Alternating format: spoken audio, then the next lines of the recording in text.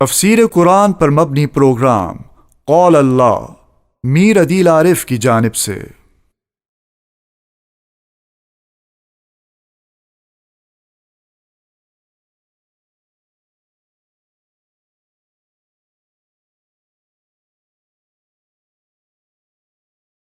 بسم اللہ الرحمن الرحیم۔ پروگرام قول اللہ میں آج ہم انشاءاللہ سورہ نحل کا 14واں رکوع ترجمے اور تفسیر کے ساتھ پڑھیں گے۔ سب سے پہلے اس رکوع کا لفظی ترجمہ ہوگا اور اس کے بعد اس کی مختصر جیسی تفسیر ہوگی۔ اعوذ باللہ من الشیطان الرجیم، بسم اللہ الرحمن الرحیم۔ وَإِذَا بَدَّلْنَا آیَةً، اور جب ہم تبدیل کر دیتے ہیں ایک آیت کو مکان آیتین، کسی دوسری آیت کی جگہ، واللہ اعلم بما ینزل، اور اللہ خوب جانتا ہے اس کو جو وہ اتارتا ہے، قالوا، تو یہ کافر کہتے ہیں، انما انت مفترن، بے شک آپ تو بہتان باندھنے والے ہیں، بل اکثرهم لا يعلمون، بلکہ ان میں سے اکثر کافر جاہل ہیں، جانتے نہیں۔ قل، کہہ دیجئے، نزلہ روح القدس، اس قرآن کو تو اتارا ہے مقدس روح نے، یعنی جبرائیل نے، من ربک، تیرے رب کی طرف سے، بالحق، حق کے ساتھ، لیثبت الذین آمنوا، تاکہ ثابت رکھے، استقامت پہ رکھے، ثابت قدم رکھے ان کو جو ایمان لائے، وہدن، اور ہدایت، وبشرا، اور خوشخبری، للمسلمین، مسلمانوں کے لیے۔ وَلَقَدْ نَعْلَمُ، اور بالتحقیق ہم جانتے ہیں، أَنَّهُمْ يَقُولُونَ، کہ یہ کافر کہتے ہیں، انما یعلمہ، کہ یہ قرآن اس کو یعنی محمد صلی اللہ علیہ وسلم کو سکھایا ہے، بشرٌ، کسی انسان نے، ایک آدمی نے، لسان الذی، اس آدمی کی زبان، یلحدون الیہ، جس کی طرف یہ قرآن کو منسوب کرتے ہیں، اعجمی، وہ تو اجمی ہیں، وَهَذَا لِسَانٌ، اور یہ قرآن، اس کی لغت، اس کی زبان، عربی مبین، واضح عربی ہے، صاف عربی ہے۔ ان الذین لا یؤمنون بآیات اللہ، بے شک وہ لوگ جو اللہ کی آیتوں پر یقین نہیں رکھتے، لا یہدیہم اللہ، اللہ ان کو ہدایت نہیں دیتا ہے، وَلَهُمْ عَذَابٌ علیم، اور ان کے لیے دردناک عذاب ہے۔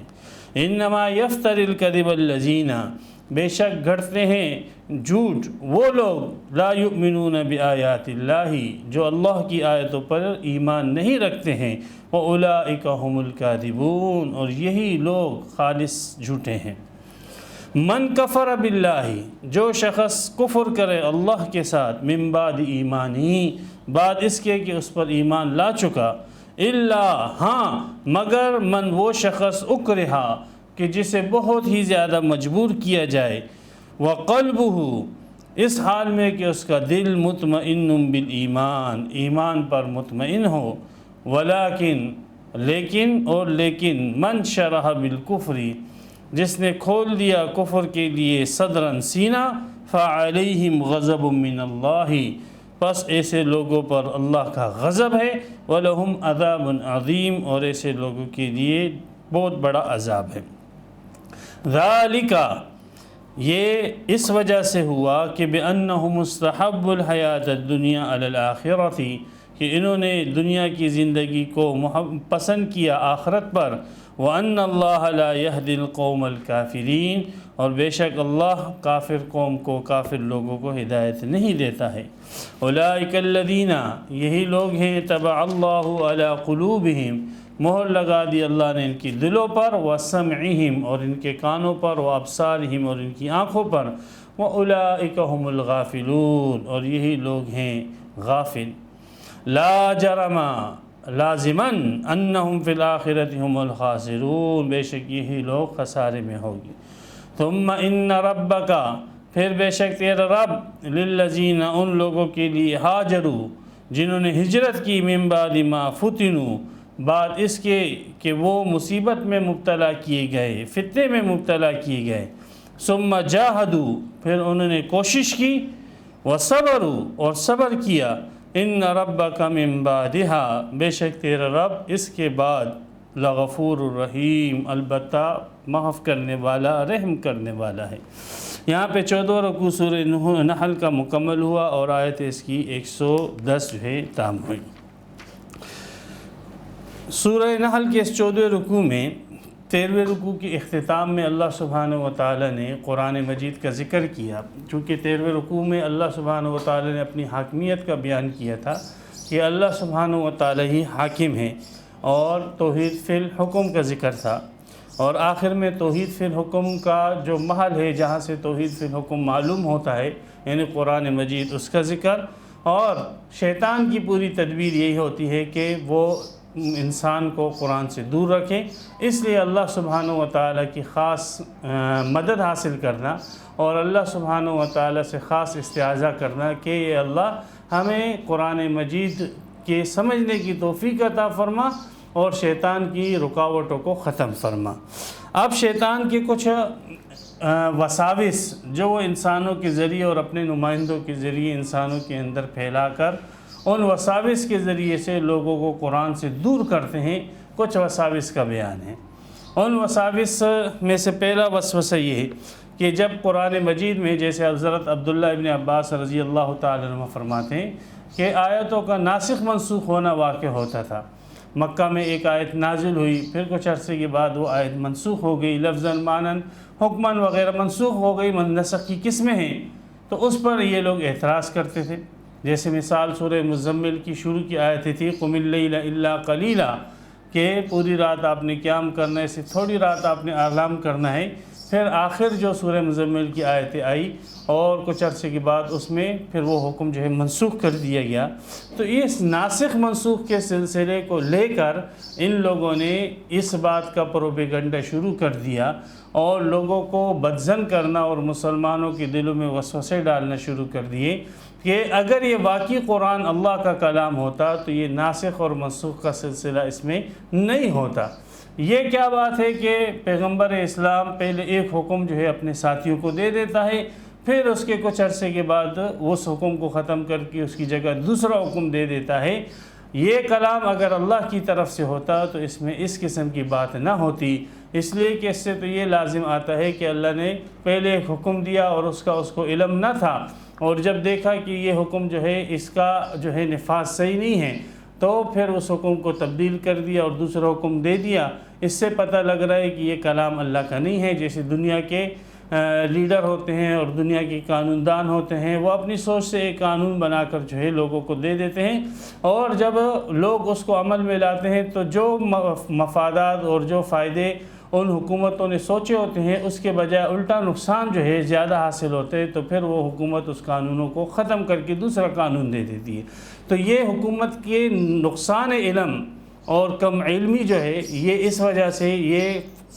مضبوط فیصلہ نہیں کر پاتی کہ یہ قانون جو ہے کہ کون سا قانون جو ہے ایسا ہے کہ جو صحیح ہونے، تجربے سے ان کو پتہ لگتا ہے کہ یہ قانون صحیح، یہ قانون غلط ہے۔ تو مشرکین نے اس بات کو بنیاد بنا کر پیغمبر اسلام پر اور آپ علیہ السلام کے لائے ہوئے اس پیغام یعنی قرآن پر یہ اعتراض کیا کہ اگر یہ واقعی اللہ کی طرف سے ہوتا تو اس کی نوعیت بھی ایسے تجرباتی شکل اور صورت میں نہیں ہوتی جیسے حکومت کے قوانین کی ہوتی ہے۔ اگر یہ اللہ کی طرف سے ہوتا تو اس میں ایک حکم ایک ہی مرتبہ آتا اور پھر کبھی وہ منسوخ نہ ہو پاتا اور ہمیشہ کے لیے وہ باقی رہتا۔ اب یہ وسوسہ انہوں نے ڈالا اور اس وسوسے کو لے کر لوگوں کو قرآن سے اور اللہ کے کلام سے دور رکھنے کی کوششیں کرنے لگے۔ چنانچہ ان کے اس وسوسے کا ذکر اس آیت کے اندر ہے۔ فرمایا وَإِذَا بَدَّلْنَا آیَةً مَّكَانَ آیَةٍ، اور جب ہم یعنی اللہ سبحانہ و تعالیٰ فرماتے ہیں ہم آیتاً ایک آیت کو مکان آیتن دوسری آیت کی جگہ تبدیل کرتے ہیں، ایک آیت کی جگہ دوسری آیت کو لے آتے ہیں، بعین طور کہ وہ حکم جو ہے وہ تھا وہ منسوخ کر دیا گیا، یا بعین طور کہ پہلے ایک آیت تھی تلاوت کے اندر اب دوسری آیت لے کر آ گئے جس کے الفاظ میں زیادہ ثواب ہے، اللہ ہی اپنی حکمتیں جانتا ہے۔ تو یا تو حکم کی آیت تھی اور اس کو منسوخ کر دیا، یا تلاوت کی آیت تھی اور اس کو منسوخ کر دیا۔ تو ایک آیت کی جگہ جب ہم دوسری آیت کو لے کر آتے ہیں واللہ اعلم بما ينزل، یہ بیچ میں ایک قسم کا جملہ معترضہ ہے کہ اللہ سبحانہ و تعالی خوب جانتے ہیں، بہت زیادہ اچھے طریقے سے جانتے ہیں جو وہ نازل کرتے ہیں۔ یہ گویا کہ ایک جواب ہو گیا۔ قالوا انما انت مفتر، تو جب اس قسم کی تبدیلی ہوتی ہے آیت کی دوسری جگہ پہ تو کہتے ہیں انما انت مفتر، آپ تو افتراء کرنے والے ہیں، آپ تو جھوٹ باندھتے ہیں اللہ پر، اور آپ جو یہ قرآن کو اللہ کی طرف منسوب کر رہے ہیں، یہ بہتان باندھ رہے ہیں، افتراء کر رہے ہیں۔ بل اکثرہم لا یعلمون، تو یہ پہلے جواب جملہ معترضہ کے طور پر بیچ میں دے دیا۔ واللہ عالم ما ینزل، اور بل اکثرہم لا یعلمون میں نسخ کی حقیقت کی طرف اشارہ کیا کہ یہ جو جاہل لوگ ہیں مشرکین، اصل میں ان لوگوں کو نسخ کی حقیقت معلوم نہیں۔ اگر ان لوگوں کو نسخ کی حقیقت معلوم ہوتی تو کبھی بھی یہ لوگ اعتراض نہ کرتے۔ اللہ سبحانہ و تعالیٰ جب ایک حکم دے دیتا ہے تو یہ اس وجہ سے نہیں کہ وہ ایک تجرباتی حکم ہوتا ہے، بلکہ وہ ایک میعادی حکم ہوتا ہے۔ وہ 1 سال 2 سال کے لیے یا چند مہینوں کے لیے یا چند گھنٹوں کے لیے ہوتا ہے، جو اس حالات کے تناظر میں اللہ سبحانہ و تعالیٰ جو ہے وہ مخلوق کو دے دیتے تھے، مسلمانوں کو دے دیتے تھے۔ پھر جب اس کی میعاد، چونکہ وہ اللہ کی طرف سے ایک میعادی حکم تھا، تو جب اس کی میعاد مکمل ہو جاتی تو وہ قانون جو ہے اللہ سبحانہ و تعالیٰ اس کی جگہ دوسرا قانون لے کر آ جاتے اور دوسرا حکم اس کی جگہ لے کر آ جاتے۔ اس کا قطعاً یہ مطلب نہیں تھا کہ پہلا جو حکم دیا تھا اور اس کے فائد اور نقصانات اللہ کو معلوم نہیں تھے اس لیے اس کی جگہ دوسرا، نہیں، پہلے کا جو وہ تھا، اللہ تعالیٰ نے پہلے جو حکم نازل کیا تھا اس کے اثرات اور ثمرات بھی اللہ کو معلوم تھے، اور اللہ کو یہ معلوم تھا کہ اس کے اثرات اور ثمرات جو ہے فلاں زمانے تک اس کے اثرات اور ثمرات اس حکم کے آ جائے گے لوگوں میں اور انسانوں کے اندر، اور اس کے بعد ان کو مزید اور جو ہے حکم کی ضرورت ہے۔ اس لیے اللہ سبحانہ و تعالیٰ چونکہ علام الغیوب ہے تو اس لیے اللہ سبحانہ و تعالیٰ اس حکم کی جگہ پھر دوسرا حکم لے کر آ جاتے تھے۔ یہ دوسرا حکم جو ہے انسانیت کے فائدے کے لیے لاتے تھے، نہ یہ کہ اللہ سبحانہ و تعالیٰ کو پہلے حکم کے نتائج کا علم نہ ہوتا تھا۔ تو نسخ کی یہ حقیقت ہے۔ جیسے ایک طبیب ہوتا ہے، ڈاکٹر ہوتا ہے، وہ ایک دوا مریض کے لیے لکھ دیتا ہے اور کہتا ہے یہ 3 مہینے تک آپ نے دوا استعمال کرنی ہے۔ جب وہ مریض 3 مہینے تک وہ دوا استعمال کر دیتا ہے، پھر وہ طبیب اور حکیم جو ہے اس سے زیادہ پاورفل یا اس سے جو ہے کم دوا جو ہے وہ لکھ دیتا ہے اس کے لیے اور کہتا ہے کہ اب آپ نے یہ دوا استعمال کرنی ہے۔ تو اس کا یہ مطلب نہیں ہوتا کہ پہلے 3 مہینے کے لیے جو اس نے دوا لکھی ہے یہ اس دوا لکھنے میں اس سے غلطی ہوئی اور اگلے جو 3 مہینے کے لیے وہ دوا لکھ رہے یہ صحیح نہیں، بلکہ پہلے 3 مہینے کے لیے جو دوا لکھی تھی وہ بھی صحیح ہے اور 3 مہینے کے بعد جو دوا لکھ رہا ہے وہ بھی صحیح ہے۔ پہلے جو دوا لکھی تھی وہ بھی میعادی دوا ہے، اور اب جو دوا لکھ رہا ہے وہ اس جسم میں تقویت یا کمزوری آنے کے بعد اس کے مناسب جو دوا لکھی جا رہی ہے۔ تو پہلے جو حکم آئے تھے وہ بھی حق اور سچ تھے، اور بعد میں جو حکم آئے وہ بھی حق اور سچ ہیں۔ صرف انسان جو ہے، انسان وہ اس کا تحمل کر سکتا ہے، انسانیت اس کا تحمل کر سکتی ہے کہ نہیں۔ اللہ سبحانہ و تعالیٰ چونکہ کریٹر ہے، وہ اپنے مخلوق کو پہچانتا ہے، اس لیے ان کے مناسب حال اللہ حکم دیتا ہے کہ یہ حکم یہ فلاں عرصے تک سنبھال سکے گی، اور اس کے بعد اس میں اس حکم کے اٹھانے کا تحمل نہ ہوگا، اس لیے اللہ سبحانہ و تعالیٰ اس کے بجائے دوسرا حکم جو ہے نازل فرما دیتے۔ تو یہ نسخ کی حقیقت تھی جس سے یہ لوگ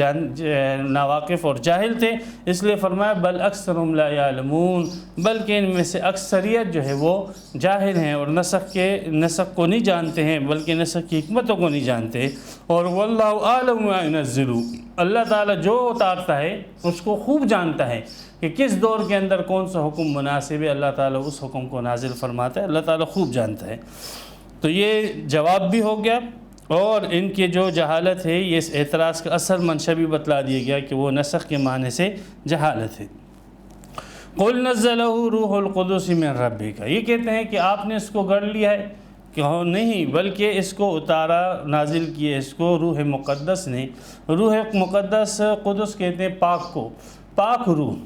پاک روح سے مراد یہاں پر حضرت جبرائیل علیہ السلام ہیں، جیسے حدیث وغیرہ میں روایتوں میں اس کی وضاحت آئی ہے۔ تو پاک روح یعنی جبرائیل علیہ السلام نے اس کو نازل کیا ہے، من ربک، تیرے رب کی طرف سے، بالحق، حق کے ساتھ، حکمت کے ساتھ، یعنی جو جس دور کے مطابق مناسب حکم تھا اس حکم کو جو ہے اللہ سبحانہ و تعالی نے نازل فرمایا۔ تو یہ حکمت اس کا آ گئی، بالحق کے اندر حکمت آ گئی کہ جو حکمت کے موافق حکم تھا وہ نازل فرمایا۔ اب حکمت اس کے اندر ہے کہ اس حکم کو ختم کر کے دوسرا حکم، ورنہ تو حضرت آدم علیہ السلام کو ہی جو ہے ایک شریعت دے دی جاتی اور قیامت تک آنے والے انسانوں کو شریعت کا پابند کر دیا جاتا، تو یہ انسان کی جو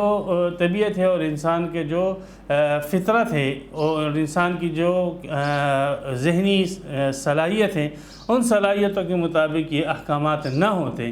اس لیے کہ حضرت آدم علیہ السلام کے دور کا جو انسان تھے اور جس قسم کے اس زمانے کے لوگ تھے، اور پھر بعد میں جو لوگ آئے اور اس کے بعد میں جو لوگ آئے، تو ہر ایک کی ذہنی سطح جو ہے اپنے حالات کے اعتبار سے مختلف رہی ہے۔ تو اب کوئی کہتا ہے بس وہی ایک احکام ہوتے اور ساری تورات زبور انجیل جو ہے ایک ہی کتاب ہوتی، کوئی کتاب بھی نہ ہوتی، صرف ایک ہی کتاب ہوتی، آدم علیہ السلام کو دے دیے جاتے اور اس میں تمام احکام ہوتے۔ نہیں، انسان کے صلاحیت نہیں تھی، انسان کے اندر استعداد کی کمزوری کی وجہ سے انسان اپنی جنسیت اور اپنی نوعیت کے اعتبار سے اس مقام پہ نہیں تھا کہ وہ ان احکامات کا تحمل کر سکے۔ تو جیسے جیسے انسانیت میں عروج آتا گیا، ویسے ویسے احکامات کے اندر بھی تبدیلی آتی گئی۔ تو یہ بالحق کا مطلب یہی حکمت کے موافق اللہ سبحانہ وتعالی حکم کو نازل فرماتے ہیں، اور نازل کس کے ذریعے سے؟ جبرائیل جیسے پاک فرشتے کے ذریعے سے، جو پاک ہے، خیانت کرنے سے پاک ہے، پاک ہے ہر قسم کے عیوبات سے، پاک ہے ہر قسم کے بشری تقاضوں سے پاک ہے، اور ہر قسم کے جو ہے اس قسم کی بات ہے کہ اپنی طرف سے بھی کچھ قرآن اس چیزوں سے بھی جو ہے وہ پاک ہے۔ وہ اللہ سبحانہ وتعالی کا فرما بردار بندہ ہے، اللہ سبحانہ وتعالی کی فرما بردار مخلوق ہے۔ تو وہ قرآن نازل کرتا ہے اور لے کر آتا ہے آپ کے پاس، لِيُثَبِّتَ الَّذِينَ آمَنُوا۔ اس نسخ کے اندر، اس نسخ کے طریقہ کار میں اللہ سبحانہ وتعالی نے ایک حکمت تو یہ بتلائی کہ نسخ کے اندر تو یہ ہے کہ بالحق حکمت ہے، انسانیت کے تقاضے کے مطابق ان کو جو ہے ڈوز دی جاتی ہے اور ان کی برداشت کے مطابق ان کو احکامات دیے جاتے ہیں۔ دوسرا لِيُثَبِّتَ الَّذِينَ آمَنُوا، تاکہ مضبوط رکھے، ثابت قدم رکھے، استقامت پہ رکھیں ان لوگوں کو جو ایمان لائے۔ اصل ایمان ہے اسلام، تسلیم ہو جانا، اللہ کے سامنے تابعدار ہو جانا۔ یہ ظاہری جتنی رسومات ہیں، شکلیں ہیں اس اسلام اور تابعداری کی، کبھی نماز کی شکل میں، کبھی روزے کی شکل میں، کبھی حج کی شکل میں، کبھی ذکر اذکار، کبھی جو ہے معاملات، کبھی بیوعات، کبھی حکومت، کبھی معاشرہ، یہ سارے کے سارے جتنے احکامات ہیں یہ اسلام کی اور تابعداری کی شکلیں ہیں کہ ان شکلوں کے ذریعے سے انسانوں کو آزمایا جاتا ہے کہ آیا ان شکلوں سے، ان شکلوں کی ظاہری صورت میں انسان الجھ کر اللہ کی اطاعت کو چھوڑ دیتا ہے یا ان کی روح کو پکڑتا ہے، اور روح کیا ہے؟ وہ اللہ کی اطاعت، کہ جس شکل کا جس موقع پر حکم آیا اس نے اس شکل کو اس موقع پر اور اس محل پہ لازم پکڑا، پھر دوسری شکل کا حکم آیا دوسرے موقع پر تو اس نے اس پہلی شکل کو چھوڑ کر دوسرے شکل کو لازم پکڑ لیا۔ اگر ایک شخص یوں کرتا ہے کہ نہیں، شکل کو ہی، صورت کو ہی پکڑ کے رکھتا ہے اور جو روح ہے یعنی تابعداری کی اس کو چھوڑ دیتا ہے اور صورت کو پکڑ کے رکھ دیتا ہے، تو ایسا شخص جو ہے وہ در حقیقت اسلام کے ساتھ، شکل تو اس کے پاس اسلام کی ہے لیکن در حقیقت وہ مسلمان نہیں ہے۔ مثال کے طور پہ حکم آ گیا کہ آپ بیت المقدس کی طرف منہ کر کے نماز پڑھیں، تو انہوں نے بیت المقدس کی طرف منہ کر کے نماز پڑھی۔ پھر حکم آ گیا کہ آپ قبلے کی طرف منہ کر کے نماز پڑھیں، تو انہوں نے قبلے کی طرف منہ کر کے نماز پڑھی۔ وہ سمجھتے تھے کہ بیت المقدس میں بالذات کوئی فضیلت نہیں ہے اور قبلے کی طرف منہ کرنے میں بالذات کوئی فضیلت نہیں ہے۔ فضیلت ہے تو صرف اس وجہ سے ہے کہ اللہ نے ان کا حکم دیا ہے، اس حکم کی تابعداری کے اندر فضیلت ہے۔ اب اگر کوئی شخص بیت المقدس کی شکل کوئی لازم پکڑ لے اور کہے کہ نہیں بس مجھے تو نماز پڑھنی ہے، چونکہ اللہ نے پہلے حکم دے دیا تھا بیت المقدس کی طرف ہی رخ کر کے مجھے نماز پڑھنی ہے، تو یہ صورت کا گرویدہ ہے، یہ حقیقت اسلام سے آ رہی ہے۔ اسی طریقے سے حکم ہے نماز کا، اب وہ نماز کا وقت ہے اور وہ جو ہے ذکر میں لگا ہوا ہے، نماز کا وقت ہے اور وہ جو ہے کاروبار کے اندر لگا ہوا ہے اور کاروبار کر رہا ہے اور کہتے ہیں کہ رزق حلال کمانا بھی عین عبادت ہے، اور اس رزق حلال کے جھنجھٹ کے اندر اس نے نماز چھوڑ دی اور وہ ظاہری شکل اس نے پکڑ لی کہ بھائی رزق حلال کمانا بھی تو عین عبادت ہے۔ دوسری اس کے مقابلے میں ایک شخص ہے جو صرف نمازیں پڑھ رہا ہے اور گھر بار بچوں کے اخراجات کے لیے کسی قسم کی تگ و دو نہیں کرتا، کوئی رزق حلال تلاش نہیں کرتا۔ جب اس سے یہ کہا جاتا ہے کہ آپ رزق حلال تلاش کریں، آپ کے گھر میں تنگی ہے، فاقے ہیں، آپ کے گھر کی ضرورتیں پوری نہیں ہو رہی ہے، تو کہتے ہیں بھائی میں نماز پڑھ رہا ہوں، اللہ کا حکم ہے نماز پڑھنا۔ تو ایسا شخص دیکھیں، یہ شخص نے صورت تو اسلام کی لی ہے لیکن روح اسلام کی اس نے نہیں لی ہے۔ تو یہ ان کی ایک قسم کی ٹریننگ ہے کہ ایک حکم کی شکل کے اوپر نہ جمیں، بلکہ یہ دیکھیں کہ اس موقع اور محل میں اور اس وقت کے اندر کون سا اللہ کا حکم ہماری طرف متوجہ ہو رہا ہے، اس چیز کو وہ لے کر جو ہے اللہ کے اس حکم کو پورا کرے۔ جہاد کا موقع ہو اور جہاد کے موقع میں کوئی تسبیح لے کر بیٹھ جائے تو ایسے شخص نادان ہے، ہاں، یہ اسلام کی روح سے غافل ہے۔ جہاد کا موقع ہے، اب ضرورت جو ہے جہاد کی ہے اور آپ تسبیح لے کر بیٹھتے ہو کہ یہ اللہ نے کہا اذکروا اللہ ذکرا کثیرا، کثرت سے اللہ کا ذکر کو، یہ آپ کی بہت بڑی غفلت، اسلام سے بے خبری۔ جس حکم کی صورت کا جہاں حکم آیا اس کو چھوڑ دینا، یہ اسلام ہے۔ ہاں، روزے رکھو اور فرمایا عید کے دن روزہ نہ رکھو۔ اب کوئی عید کے دن روزہ رکھتا ہے پھر گناہگار ہے، اسلام کی روح اس نے چھوڑ دی۔ عورتوں کو حکم ہے پردے کا، لیکن حج اور عمرے کے موقع پر حکم یہ ہے کہ چہرہ کھلا رکھو۔ اب نہیں بھائی ہم تو پردے والے لوگ ہیں، حج اور عمرے کے موقع پر بھی جو ہے چہرہ چھپا رہے ہیں، ہاں، تو یہ نافرمان، یہ ہے نافرمان لوگ، یہ اسلام کی حقیقت سے واقف نہیں۔ تو لیثبت الذین آمنوا، اسلام کی روح کے اوپر استقامت اور مضبوطی اور پختگی ایمان والوں کو حاصل ہو جائے، اس کے لیے ان کو ایک ٹرینڈ کیا گیا ہے، احکامات کو مختلف انداز سے مختلف نسخ وغیرہ کر کے جو ہے ان کو ایمان اور اسلام کے اوپر مضبوط کیا گیا۔ تو دوسری حکمت اس کی یہ ہوگی کہ لیثبت الذین آمنوا، پہلی حکمت موقع کے مناسب سے احکامات آئے، دوسری حکمت یہ ہوگی اس کے اندر کہ ایمان والے جو ہے وہ اپنے اطاعت کے اوپر اور اسلام کے اوپر مضبوط رہے، ثابت قدم رہے۔ تیسرے وہ ہدن، تیسرا فائدہ یہ ہو گیا کہ ہر موقع کے اعتبار سے اللہ کی طرف سے نئی نئی ہدایتیں آ رہی، حالات کے اعتبار سے نئی نئی جو ہے اللہ کی طرف سے ہدایتیں آ رہی۔ ہاں، تکلف ہی نہیں کرنا ہے کہ بھئی اس مسئلے میں جو ہے ہم خود استنباط کریں اور نکالیں کیا کریں کیا نہ کریں، نہیں، اللہ کی طرف سے خود ہی اس کی مسئلے پر جو ہے آپ کی طرف پیغمبر علیہ السلام کی طرف اور مسلمانوں کی طرف پیغمبر کے ذریعے سے احکامات آ رہے اور ان کی گائیڈنگ ہو رہی ہے۔ تو ایک آدمی خود قرآن سے اور حدیث سے مسائل کا استنباط کرے، اور دوسرا وہ کہ جس کو ڈائریکٹ اللہ ہی اس مسئلے کا حل بتلا دے، تو وہ کتنا قطعی اور یقینی ہوگا اس آدمی کا معاملہ کہ جس کو اللہ خود ہی بتا دے بنسبت اس آدمی کے کہ جو اپنے ذہن سے قرآن اور حدیث سے مسئلہ نکالتا ہے۔ تو اس میں تیسرا فائدہ یہ ہو گیا کہ ان کی گائیڈنس اور ان کی ہدایت اور ان کی رہنمائی جو ہے وہ ہر موقع کے اعتبار سے اللہ سبحانہ و تعالی ان کو کرتے رہے گی، وہ بشرا۔ اور چوتھا فائدہ اس احکامات اور نسخ کے اندر یہ ہے کہ خوشخبری ہوگی مسلمانوں کے لیے، جب یہ استقامت کے اوپر رہے گی اور ہر موقع کے اعتبار سے اللہ کی طرف سے ان کو ہدایتیں آتی رہے گی اور ان ہدایتوں کے اوپر عمل کرے گی، تو ان کے لیے خوشخبریاں ہیں کہ تمہارے لیے خوشخبری ہے، واقعی تم نے ایمان کی حقیقت کو پا لیا ہے۔ تو ایک تو قرآن سے دور کرنے کے لیے شیطان اور اس کے متعلقین کا اعتراض یہ تھا کہ یہ قرآن جو ہے اس نے پیغمبر علیہ السلام نے ریاض باللہ اپنی طرف سے گڑھ لیا ہے، بنا لیا ہے۔ تو جب یہ بات ان کی نہ چلی تو پھر انہیں دوسری بات چلائی، اور دوسری بات یہ چلائی کہ نبی اکرم صلی اللہ علیہ وسلم جو ہے وہ ایک آپ علیہ السلام کو جب نبوت ملی تو آپ علیہ السلام جو ہے وہ پسند فرماتے تھے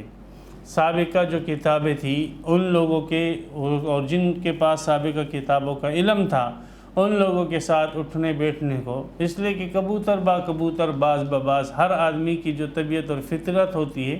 وہ اسی کی طرف مائل ہوتا ہے۔ نبی اکرم صلی اللہ علیہ وسلم کی طبیعت کے اندر سلامتی تھی، نبی اکرم صلی اللہ علیہ وسلم کی طبیعت فطرت کے اوپر تھی، اس لیے ایسے لوگوں کے ساتھ اٹھنا بیٹھنے کا آپ کا طبعی رجحان تھا اور ان کے ساتھ آپ بیٹھتے تھے۔ اہل کتاب تھے وہ لوگ، یہودی تھے، کچھ ان میں سے عیسائی تھے، مزدور طبقے والے ہوتے تھے، کوئی لوہار تھا، کوئی غلام تھا، کوئی کسی کا ملازم تھا، لیکن تھے وہ اہل کتاب اور جنگوں میں قید ہو کر ان کے پاس آئے تھے اور ان کے غلام بنے تھے مشرکین مکہ کے۔ تو آپ علیہ السلام ان کے ساتھ بیٹھتے تھے اور ان کو جو ہے قرآن سناتے تھے اور ان کی دین کی بات جو ہے وہ تورات زبور انجیل جو ان کے پاس علم ہوتا تھا ان کی باتیں سنتے تھے۔ تو یہ ایک علمی مذاکرہ ہوتا تھا ان کے ساتھ۔ تو اس کو انہوں نے مخالفین نے، مشرکین نے اس کو یوں جو ہے پیش کیا، اس تعلق آنے جانے کو یوں پیش کیا کہ نبی اکرم صلی اللہ علیہ وسلم جی قرآن پیش کیا ہے اور قرآن لائے ہیں، یہ قرآن انہی لوگوں سے آپ علیہ الصلوۃ والسلام نے سیکھا ہے اور اسی سیکھ کر جو ہے آپ نے بنا کر یہ لوگوں کے سامنے رکھ دیا اور کہہ دیا کہ یہ مجھ پر نازل ہوا ہے۔ حالانکہ کوئی اللہ کی طرف سے نازل شدہ بات نہیں ہے، بلکہ یہ انہی جو غلام قسم کے لوگ ہیں ان لوگوں سے آپ نے یہ باتیں سنی ہیں اور یہ باتیں سن کر آپ نے اس کو ایک ترتیب دی اور ترتیب دے کر جو ہے اس کو پھر لوگوں کے سامنے اللہ کا کلام ہونے کی حیثیت سے پیش کر دیا۔ لہذا یہ در حقیقت قرآن جو ہے یہ ان لوگوں کی باتیں ہیں اور ان جو ہے اجمیوں کی باتیں ہیں جن کے پاس آپ علیہ السلام کا آنا جانا رہتا تھا۔ وہ بہت سارے لوگ تھے، بعض روایتوں میں بعض آتا ہے جابر تھے، بعض میں آتا ہے جبر تھا، بعض میں آتا ہے بلعام تھا، بعض روایتوں میں آتا ہے کہ اس کا نام یسار تھا، اور بعض میں آتا ہے اس کا نام یعیش تھا، بعض میں عائش آتا ہے۔ تو اس قسم کے بہت سارے افراد تھے کہ جن کے ساتھ آپ کا میل جول رہا کرتا تھا اور آپ علیہ السلام ان کے پاس آتے جاتے تھے، تو ان کی طرف منسوب کر کے آپ علیہ الصلوۃ والسلام کے اس کلام کو جو ہے ان کے کھاتے میں ڈالا جاتا کہ یہ ان لوگوں کا بتایا ہوا کلام ہے، یہ محمد صلی اللہ علیہ وسلم کو اللہ سبحانہ و تعالی نے بتایا۔ وَلَقَدْ نَعْلَمُ، تو ان کی اس دوسرے وسوسے کو ذکر کیا، فرمایا کہ بالتحقیق اللہ فرماتے ہیں ہم جانتے ہیں أَنَّهُمْ يَقُولُونَ کہ یہ لوگ کہتے ہیں کہ إِنَّمَا يُعَلِّمُهُ بَشَرٌ کہ اس قرآن کو سکھایا ہے ایک آدمی نے، قرآن کو سکھایا ہے کسی آدمی نے سکھایا ہے، اس کو کسی بشر نے سکھایا، اور وہ بھی بشر کون؟ وہ جو غیر مسلم اور کافر۔ اب یہ اس بشر کا کلام جو ہے اس کو اس غلاموں کا کلام کہنا ایسے ہے جیسے دن کو رات کہنا، یہ تو بدیہیات کی خلاف بات ہے۔ کم از کم آپ علیہ الصلوۃ والسلام پر جو افطرا تم باندھتے ہو، جو جھوٹ تم گھڑتے ہو، تو کم از کم ایسے تو ہو کہ وہ کوئی نظری چیز ہو،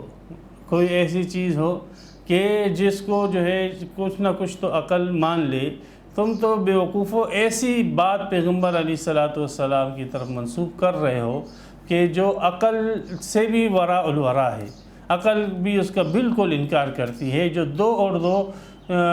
5 کے باطل ہونے کی طرف بالکل واضح طور پر باطل ہے۔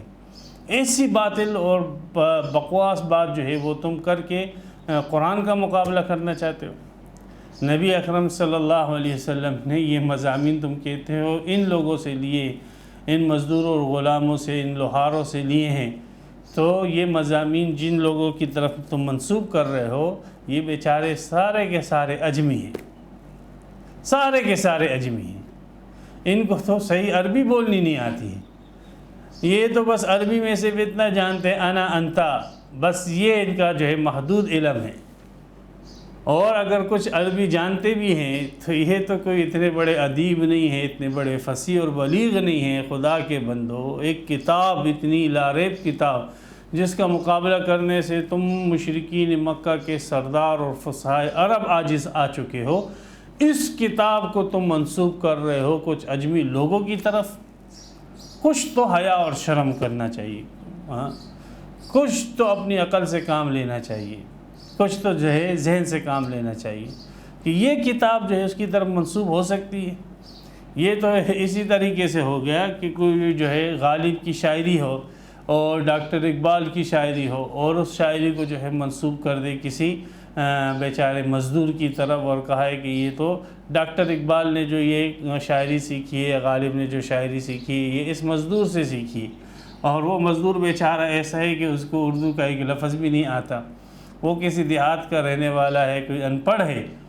اور اس مزدور کو حالت یہ ہے کہ اس کو اردو پڑھنی نہیں آتی، اردو لکھنا نہیں آتی ہے، اردو کے اندر وہ مافِ ضمیر کو صحیح طور پہ ادا نہیں کر سکتا ہے، اپنی مادری زبان کے الفاظ اس کے اندر لے کر آتے ہیں، اور تم کہتے ہو کہ اس قسم کی شعر و شاعری جو ہے اس نے بنا دی۔ تو کچھ تو جو ہے شرم اور حیا ہونی چاہیے مشرکین مکہ سے۔ یہ کہا گیا کہ یہ تو ایسا بدیع البطلان وسوسہ ہے کہ اس کے جواب کی کوئی ضرورت ہی نہیں ہے، صرف اس کی طرف اشارہ کر دیا جاتا ہے کہ یہ اتنا بدیع باطل ہے کہ ہر معمولی عقل رکھنے والا بھی کہے گا کہ نہیں، یہ اس قسم کے لوگوں کا کلام نہیں ہے۔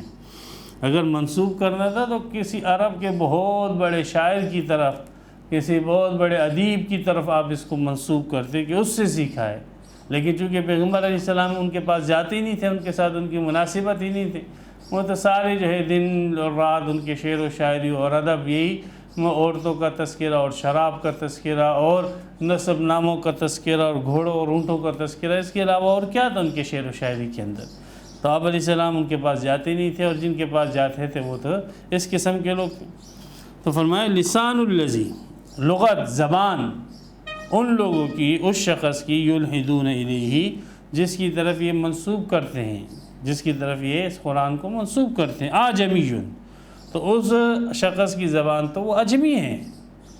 وہذا، اور یہ قرآن لسان عربی، یہ تو عربی زبان، عربی لغت کے اندر ہے، اور پھر ایسی بھی لغت عربی لغت نہیں ہے جو چلتی پھرتی ہو، نہیں، مبین، ایسی عربی لغت جو بالکل واضح ہے، ایسی عربی لغت جو فصاحت کے اعلیٰ معیار پر ہے، اس قسم کا کلام جو ہے وہ پیش کرے گی۔ تو یہ دو اعتراض ان لوگوں کے تھے قرآن کے متعلق جو اللہ نے یہاں پر ذکر کیے۔ ان الذین لا یؤمنون بآیات اللہ، حقیقت یہ ہے کہ ان لوگوں کو اللہ کی آیتوں پر ایمان نہیں ہے، یہ ایمان نہیں رکھتے اللہ کی آیتوں پر۔ لا یہدیہم اللہ، بے شک وہ لوگ جو ایمان نہیں رکھتے ہیں اللہ کی آیتوں پر، اللہ ان کو ہدایت بھی نہیں دے گا، اور ان کے لیے دردناک عذاب ہے۔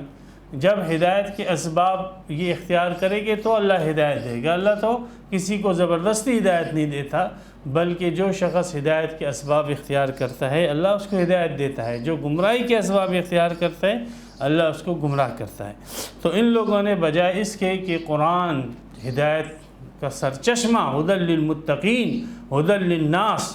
اور یہ پیغمبر علیہ السلام ہدایت کا منبع اور سرچشمہ، یہ دو ہدایتوں کے سرچشمے ان کے پاس موجود ہیں،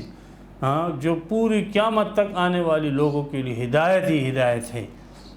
اور ان بدبختوں کے پاس یہ دو سرچشمے ہدایت کے موجود ہیں، لیکن انہوں نے بجائے اس کے کہ ان چشموں سے فیض پاتے اور ان چشموں سے اپنے آپ کو سیراب کرتے، ان کے اندر جو ہے انہوں نے اعتراضات شروع کر دی۔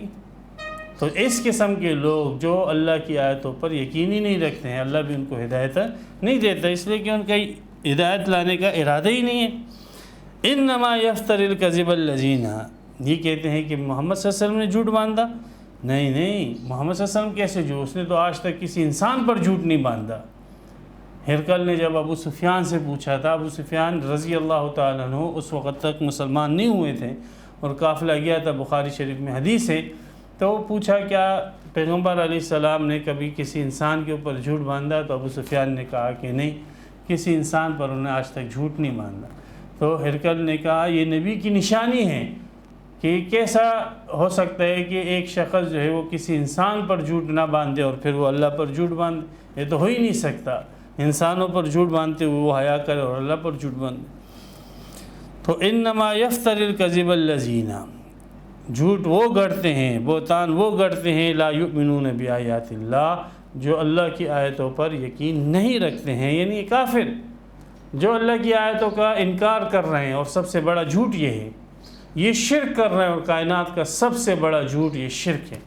یہ کفر کر رہے ہیں، اور کفر کرنا سب سے بڑا جھوٹ ہے۔ یہ جھوٹ ہے، یہ کہتے ہیں اللہ کی آیتیں نہیں ہیں تو یہ جھوٹ ہے، نہیں، یہ کہتے ہیں اللہ کا رسول نہیں ہے، یہ جھوٹ ہے، تو جھوٹے تو یہ خود ہیں۔ اولئک هم الکاذبون، کافر ہی جھوٹے ہوتے ہیں، کافروں کے ساتھ جھوٹا ہونا لازم ملزوم ہے، اس لیے کہ جو بھی کافر ہوگا اس کے ساتھ یہ لازم ہے کہ وہ جھوٹا ہوگا، ایسے ہو نہیں سکتا کہ کوئی کافر ہو اور وہ جھوٹا نہ ہو۔ جو بھی کافر ہوگا تو وہ لازماً اب عیسائی ہوگا، اس کا عقیدہ یہ ہوگا کہ حضرت عیسیٰ علیہ السلام اللہ کا بیٹا ہے، جھوٹ ہے۔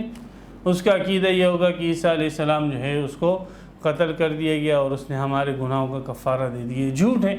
اس کا عقیدہ یہ ہوگا کہ محمد صلی اللہ علیہ وسلم اللہ کے رسول نہیں، یہ جھوٹ ہے۔ اس کا عقیدہ یہ ہوگا کہ قرآن جو ہے یہ اللہ کی کتاب نہیں، یہ جھوٹ ہے۔ اس کا عقیدہ یہ ہوگا کہ اسلام جو ہے وہ اللہ کا دین نہیں، یہ جھوٹ ہے۔ سینکڑوں جھوٹ، یہ تو میں نے کچھ جنس بتلا دی، اس کے ذیل میں سینکڑوں جھوٹ، نماز، روزہ، حج، زکوٰۃ، اور پھر معاملات، زندگی گزارنے کے معاشرتی احکامات ہو گئے، اخلاقی احکامات، یہ سارے کے سارے احکامات کو وہ اس کی نفی کرتے ہیں تو یہ سب کا سب جھوٹ بولتے ہیں۔ تو یہ بات یاد رکھیں، اس میں اصول بتلا دیا گیا کہ کافر یہ جھوٹا ہوتا ہے، کافر کے ساتھ یہ نہیں ہے کہ وہ جھوٹا نہ ہو، کافر کے ساتھ جھوٹا ہونا یہ لازم ملزوم ہے۔ اگرچہ وہ کسی انسان، ہمارے لوگ بھی بڑے جو ہے بڑے سادے سیدھے لوگ ہیں، کہتے نہیں یار یہ انگریز جھوٹ نہیں بولتے۔ کیوں نہیں بولتے؟ سب سے بڑے جھوٹے تو یہ انگریز ہیں، سب سے بڑے کذاب جو ہے جھوٹے یہ تو انگریز ہے، جو اللہ کے وجود کو نہیں مانتے ہیں، جو نماز کو نہیں مانتے ہیں، جو رکوع کو نہیں مانتے ہیں، جو سجدے کو نہیں مانتے ہیں، جو قیام تسبیحات کو نہیں مانتے ہیں۔ مجھے بتاؤ اس سے بڑھ کر کوئی جھوٹا ہوگا؟ ہاں، تم نے سمجھا کہ تیری بات تیرے ساتھ جھوٹ نہ بولے تو بس یہ آدمی سچا ہے، باقی اللہ کے ساتھ جھوٹ بولے، رسول کے ساتھ جھوٹ بولے، قرآن کے ساتھ جھوٹ بولے، بس وہ کوئی اس کے لیے وہ اس کے جھوٹے ہونے کی نفی نہیں ہوگی، اس سے وہ سچا ہی رہے گا۔ تو یہ یاد رکھیے کہ ہر کافر وہ جو ہے وہ جھوٹا ہے، مسلمان سچا ہے، مسلمان سچا ہے۔ مسلمان زیادہ سے زیادہ جھوٹ بولتا ہے وہ انسان کے ساتھ بولتا ہے۔ ہاں، اس لیے تو آپ علیہ الصلوۃ والسلام سے پوچھا گیا یکون المؤمن کذابا، کیا مومن جھوٹا ہو سکتا ہے؟ فرمایا نہیں، مومن جو ہے جھوٹا نہیں ہو سکتا۔ اس لیے کہ جھوٹا مطلب یہ ہے کہ جھوٹ کی جو بڑی قسم ہے مومن اس قسم سے خالی ہے، اور جھوٹ کی بڑی قسم کیا ہے کہ اللہ کے ساتھ، رسول کے ساتھ، دین کے ساتھ جھوٹ۔ مومن یہ جھوٹا نہیں، مومن کا جھوٹ ہوگا زیادہ زیادہ وہ انسانوں کے ساتھ ہوگا، لیکن مومن کا جھوٹ جو ہے وہ اللہ کے ساتھ نہیں ہوتا، دین کے ساتھ نہیں ہوتا۔ اور کافر اگر کوئی اکا دکا انسانوں کے ساتھ سچ بولنے والا بھی ہو، وہ بھی شاذ و نادر کوئی ہوتے ہیں اور ان میں بھی ان کے مفادات ہوتے ہیں، لیکن سارے کے سارے کافر اس پہ مشترک اور متفق ہیں کہ وہ اللہ کے ساتھ جھوٹ بولتے ہیں۔ من کفر باللہ من بعد ایمانہ، یہ سارے احکامات توحید کے جو شروع سے یہاں تک دیے گئے ہیں، یہ سارے کے سارے احکامات یہ توحید کے ہیں۔ اللہ ہے، صفات والا ہے، اللہ ایک ہے، اللہ کے ساتھ کوئی دوسرا خدا نہیں ہے، تمام نعمتیں وہ اللہ کی طرف سے مل رہی ہے، تمام پریشانیوں کا ازالہ اللہ کی طرف سے ہوگا، اللہ کے علاوہ کوئی پریشانیوں کو دور کرنے والا نہیں ہے، نعمتوں کا دینے والا نہیں ہے، اور اللہ ہی کے پاس اتھارٹی اور طاقت ہے کہ جس چیز کو چاہے حلال کرے، جس کو چاہے حرام کرے۔ جو اللہ کے احکامات کو مانے گا وہ کامیاب اور کامران ہوگا، اور جو نہیں مانے گا وہ ناکام اور نامراد ہوگا۔ یہ سارے کے سارے جو اس صورت کے اندر یہ سارے کے سارے احکامات ذکر کیے گئے توحید کے نام پر۔ اب جو شخص من کفر باللہ، جس شخص نے اللہ کا انکار کیا، اللہ کو نہ مانا کسی بھی صورت میں، یا اللہ کو مان رہا ہے لیکن اس کی صفات کو نہیں مان رہا ہے، یا اللہ کی صفات کو بھی مان رہا ہے لیکن اللہ کے افعال کو نہیں مان رہا ہے، کہتے ہیں بس اللہ نے مخلوق بنا دی اور ان کو اختیار دے دیے اور ہر ایک مخلوق بس اب اللہ کی چھٹی ہے۔ ہاں، جیسے سائنسی جو ہے لوگ جو اپنے آپ کو سائنسی کہتے ہیں، ان میں اپنے آپ کو کہتے ہیں ہم اللہ کو مانتے ہیں، لیکن وہ یہ کہتے ہیں کہ چیزوں کے اندر اللہ نے اختیارات دے دیے ہیں، اب ان چیزوں کو پیدا کر دیا، اب وہ چیزیں اپنے طور پر یہ سارے کام کر رہے ہیں۔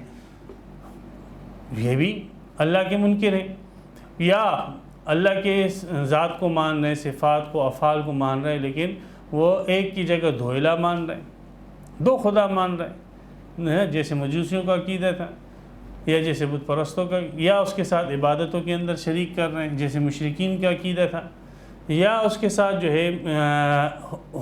حکم کے اندر اور فیصلوں کے اندر اور قانون داری کے اندر سے، یہ سارے کے سارے اللہ کا انکار کی شکل ہے، یہ ساری کی ساری اللہ کے انکار کی شکل ہے۔ من کفر باللہ من بعد ایمانہ، جو شخص بھی کفر کرے اللہ کا بعد اس کے کہ وہ ایمان لا چکا۔ ہاں، یہ ذکر ہے مرتدین کا کہ مان بھی چکے، ایک تو وہ ہے کہ جس نے مانا ہی نہیں ہے، دوسرا وہ ہے کہ جو مان چکا اور ماننے کے بعد پھر انکار کرتا ہے، ایمان لانے کے بعد پھر انکار کرتا ہے،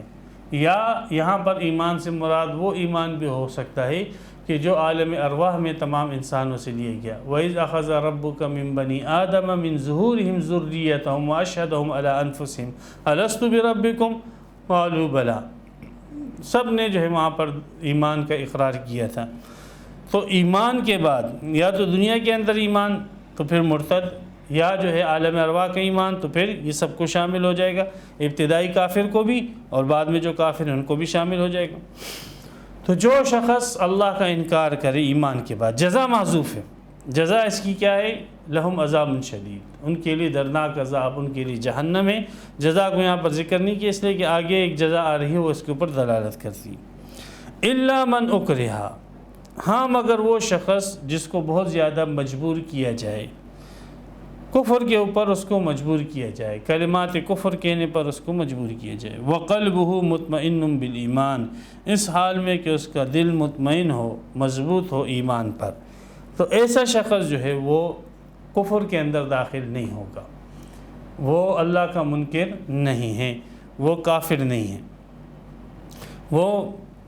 الا استثناء متصل نہیں ہے، منقطع ہے، وہ کافر ہی نہیں ہے، جو ہے دل میں اس کا ایمان ہے لیکن اس کے اوپر اس کو جو ہے مجبور کیا گیا اور اس کو یہ دھمکیاں دی گئی کہ اگر آپ کلمہ کفر نہیں کہتے ہو تو آپ کو ہم قتل کر دیں گے یا آپ کا کوئی عضو کاٹ دے گی،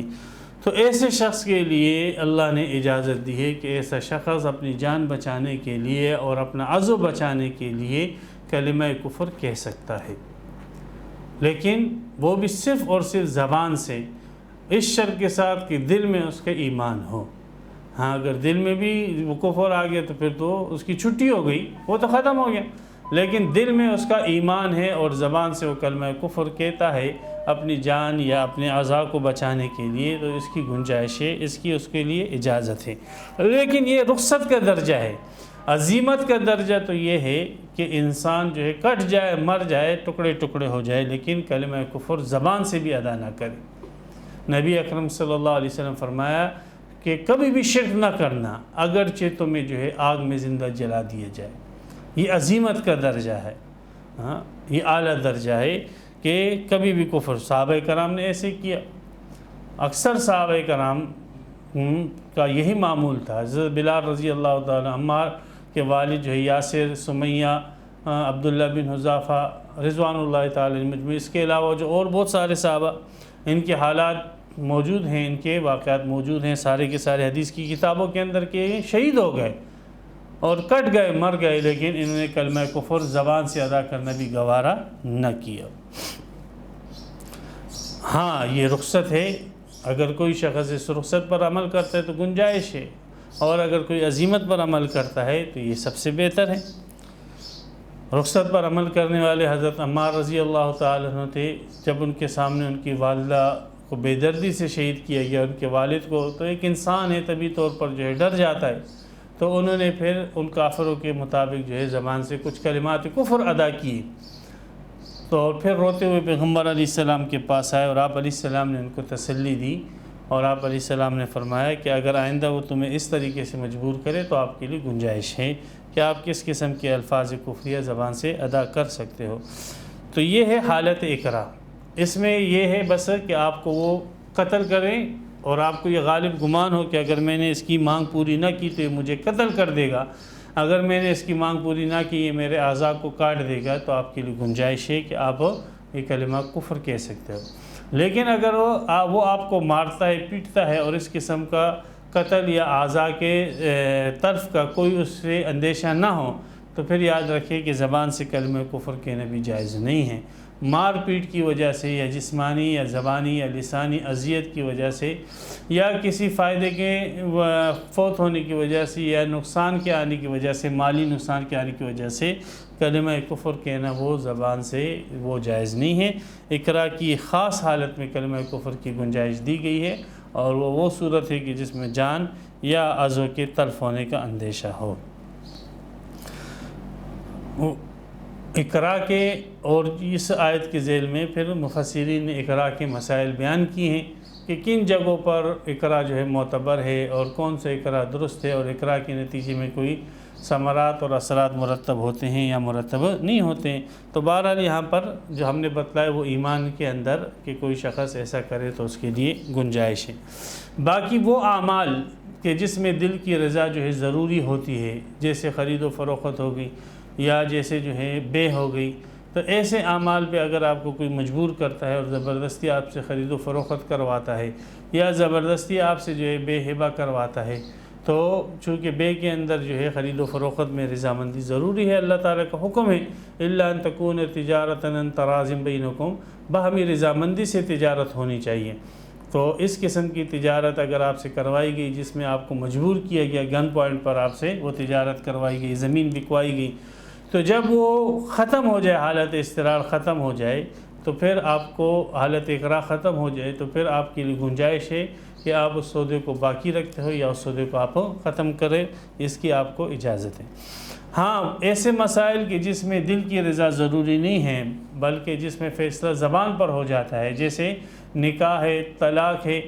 یہ ایسی چیزیں ہیں نکاح اور طلاق کے نبی اکرم صلی اللہ علیہ وسلم نے کے متعلق فرمایا کہ ثلاث جدہن جد وحزلہن جد، تین چیزیں ایسی ہیں کہ جو سنجیدگی میں کی جائے تو بھی وہ نافذ ہو جاتی ہے، اور جو مذاق میں کی جائے، جو بغیر ارادے کے صرف مذاق میں کی جائے تب بھی اس کا حکم نافذ ہو جاتا ہے۔ ان میں سے ایک جو ہے نکاح ہے، دوسری جو ہے طلاق ہے۔ تو اب طلاق اور نکاح کے اندر دل کی رضامندی جو ہے وہ ضروری نہیں ہوتی ہے، لہذا اگر کسی شخص نے کسی کو گن پوائنٹ پر مجبور کیا اور اس نے اپنی بیوی کو طلاق دے دی تو یہ یاد رکھے کہ وہ طلاق واقع ہو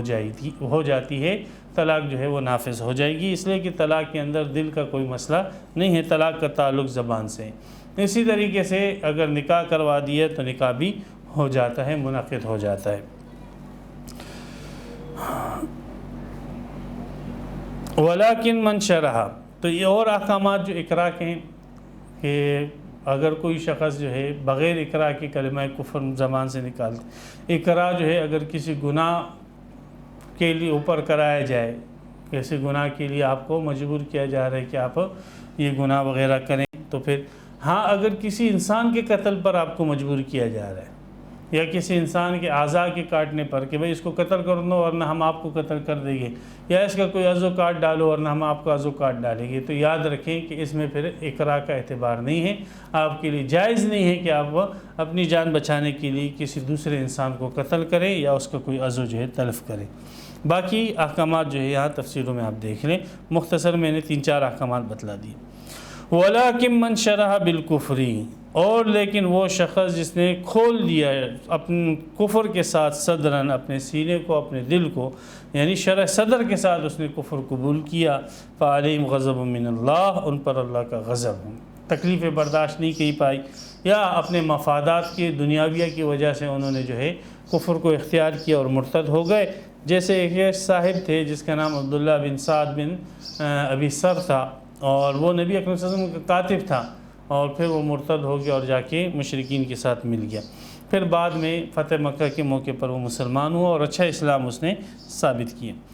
تو ایسے لوگ جو کفر کے اوپر ایمان کے بعد کافر ہو گئے اور پھر کفر ہی پر رہے، ایسے لوگوں پر اللہ کا غضب ہے اور ان کے لیے بہت بڑا عذاب ہے۔ اس کا ذالکہ، اس کی وجہ یہ کفر کو اختیار کرنے کی وجہ ایمان کے بعد عموماً یہی ہوتی ہے، اور کفر کو جو ترجیح دی جاتی ہے وہ اسی وجہ سے کہ اس قسم کے لوگ دنیا کی زندگی کو پسند کرتے ہیں علی الآخرۃ، آخرت پر محبوب ہوتی ہے ان کو دنیا کی زندگی۔ وَأَنَّ اللَّهَ لَا يَهْدِي الْقَوْمَ الْكَافِرِينَ، اور بے شک اللہ تعالیٰ کافر لوگوں کو ہدایت نہیں دیتے ہیں۔ کافر لوگ جب تک کفر پر باقی ہیں اور وہ ہدایت کے اسباب نہیں اختیار کرتے، اللہ تعالیٰ حالت کفر میں رہتے ہوئے ان کو جو ہے ہدایت نہیں دیتے۔ اولئک الذین طبع اللہ علی قلوبہم، ایسے لوگ جن کا ہدایت کو اختیار کرنے کے ارادے ہی نہیں ہیں اور بلکہ الٹا وہ مخالفت میں چل رہے ہیں، اور ایسے مخالفت میں چل رہے ہیں یہ اسلام کے ختم کرنے کی کوششیں کر رہے ہیں، تو ان لوگوں کے دلوں پر اللہ نے مہر لگا دی ہے، اور ان کے کانوں پر، ان کی آنکھوں پر اللہ تعالیٰ نے مہر لگا دی ہے، اور یہ لوگ اب غافل ہو گئے، بس اب یہ غفلت کی زندگی میں چلے گئے اور یہ ایسے ہو گئے گویا بے ہوش ہو گئے۔ لا جرم انہم فی الآخرۃ هم الخاسرون، لازماً یہ لوگ آخرت میں خسارے کے اندر ہوگے، اس لیے کہ آخرت کے اندر سکہ چلتا ہے وہ ایمان کا، اور ایمان کا سکہ یہ لوگ دنیا کے اندر کھو آئے ہیں۔ یہ ایسے ہی ہوا جیسے ایک شخص یہاں سے جاتا ہے دوسرے ملک، اور دوسرے ملک میں اس کے پاس کوئی کسی قسم کی کوئی کرنسی نہیں ہوتی، نقصان والا آدمی۔ ثم ان ربک للذین ہاجروا، پھر اس میں ایسے ہوا کہ جو لوگ کچھ مرتد ہو گئے تھے، پھر بعد میں انہوں نے توبہ کی اور انہوں نے ہجرت کی اور نبی اکرم صلی اللہ علیہ وسلم کی خدمت میں حاضر ہوئے، تو آپ علیہ الصلوۃ والسلام نے ان کی توبہ قبول کی۔ اور پھر انہوں نے بڑے کارنامے کیے، جہاد میں حصہ لیا اور کافی جو ہے خدمات اسلام کی ان لوگوں نے کی۔ تو ان لوگوں کے لیے بھی راستہ ہے کہ اگر یہ ارتداد کے بعد واپس آ جاتے ہیں تو ان کے پاس راستہ ہے، جیسے عبداللہ بن سعد کے متعلق ابھی میں نے بتلایا کہ پھر یہ لوٹ آئے۔ ثم ان ربک للذین ہاجروا، پھر تیرا رب ان لوگوں کے لیے جنہوں نے ہجرت کی، من بعد ما فتنوا، بعد اس کے کہ وہ فتنے میں ڈال دیے گئے۔ فتنے سے مراد یہاں پر کفر میں، کہ انہوں نے اپنی جانوں کو فتنے یعنی کفر میں ڈال دیا گیا اور وہ مرتد ہو گئے تھے، لیکن اس فتنے میں ڈالنے کے بعد اب انہوں نے دوبارہ ہجرت کی اور مسلمان ہو گئے۔ ثم جاہدوا، پھر سے مسلمان نہیں ہوئے، پھر انہوں نے کوششیں کی، اسلام کی ترویج اور ترقی کی، ہر اعتبار سے انہوں نے کوشش کی۔ وصبروا، اور اس ترویج دین میں جو ان پر مصیبتیں اور تکلیفیں آئیں اس پر انہوں نے صبر کیا۔ تو جب انہوں نے اپنے ایمان کی تجدید کی اور اپنے ایمان پر استقامت کو دلیل کے ساتھ انہوں نے ثابت کیا، تو تیرا رب بھی پھر قدردان ہے، وہ ان کے عمل کی اور ان کی ایمان کی ناقدری نہیں کرے گا۔ ان ربک من بعدھا، بے شک تیرا رب اس کے بعد کہ انہوں نے اس فتنے کے اندر پڑ چکے تھے، مرتد ہو گئے تھے، اور پھر اس کے بعد پھر ان لوگوں نے ایمان کی تجدید کی اور اپنے ایمان کے استقامت کے اوپر جو ہے انہوں نے بڑی جو ہے جد و جہد کے ساتھ اور کوشش کے ساتھ اور جہاد کے ساتھ اپنے ایمان کی پختگی دکھلائی۔ اس فتنے کے بعد اور اس جد و جہد اور صبر کے بعد اور اس ہجرت کے بعد اللہ تعالیٰ لغفور الرحیم، ان لوگوں کو معاف کرنے والے، رحم کرنے والے ہیں۔ اللہ تعالیٰ قدردان ہیں، ان کے ان جرائم کو اللہ تعالیٰ ان کے توبے اور ان کے اعمال صالحہ کی برکت سے معاف فرما دے گی۔ تو یہاں پر یہ سورہ نحل کا 14واں رکوع مکمل ہو گیا۔ اللہ سبحانہ و تعالیٰ ہمیں قرآن مجید کی صحیح فہم عطا فرمائے اور اس پر عمل کرنے کی ہمیں توفیق عطا فرمائے۔ وآخر دعوانا الحمدللہ رب العالمین۔ تفسیر قرآن پر مبنی پروگرام قول اللہ، میر عدیل عارف کی جانب سے۔